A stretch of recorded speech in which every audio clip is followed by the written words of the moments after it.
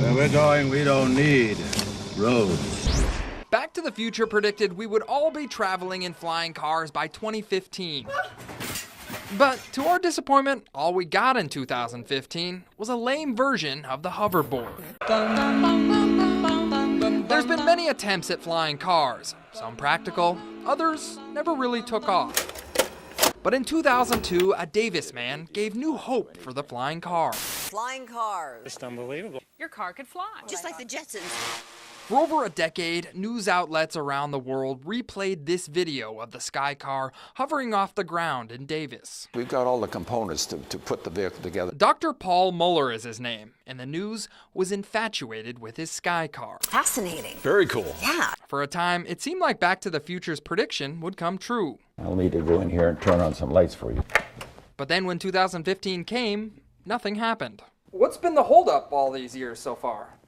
Well, money's always a factor, of course, Turns out flying cars are really expensive to develop. which meant it was very hard to get support. Paul dedicated his life to flying vehicles, and funding has always slowed him down. To attract investors, he constructed this flying saucer vehicle in his garage. He got a lot of attention when he flew it for the media back in 1989. What you end up doing is you get investors, but that's never enough, so you've got to create products that tide you over. Paul's flying car would go through a number of development changes. And to pay for those changes, Paul invented this. It's like a jetpack then, huh? You could call it a jetpack. Basically, it's a gas-powered fan that was supposed to push skiers up a mountain and bikers up a hill. How many times have you worn this? I have never actually worn it myself, but For obvious safety reasons, Paul didn't sell many jetpacks, but the jetpack's specially designed muffler turned out to be profitable. every race car at Atlanta used our muffler.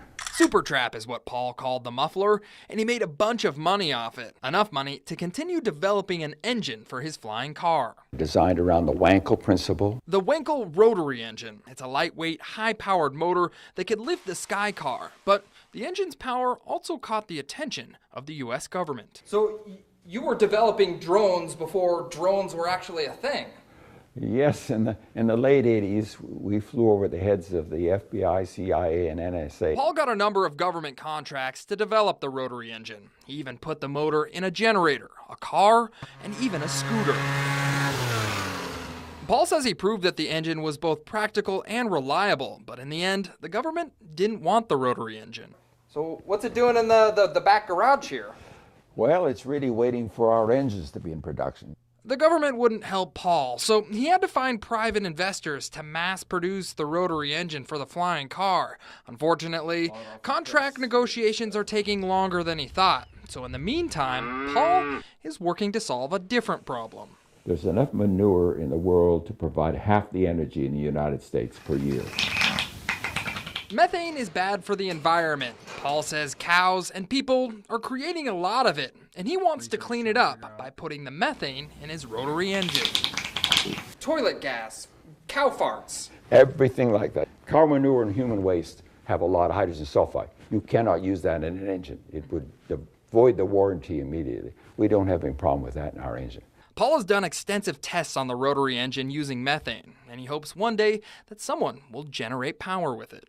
Can help the world and make money at the same time. That's a nice combination. Paul is now 80 years old, and despite what skeptics say, he plans on seeing the flying car in production. All right, so I don't see any cup holders in this thing. After a few modifications, of course. In Dixon, John Bartel, ABC 10 News.